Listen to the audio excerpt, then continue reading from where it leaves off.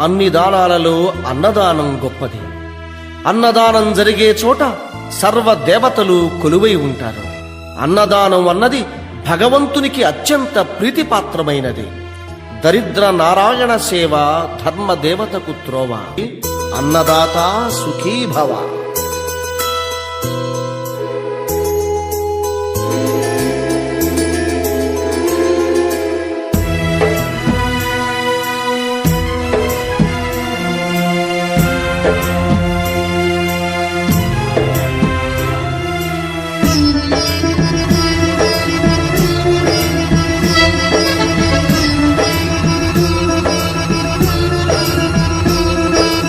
అన్నదానం అన్నదానం అన్నదానం అన్నదానం. ఈహానికి పరానికి హితానికి ప్రియానికి సన్నిధానం.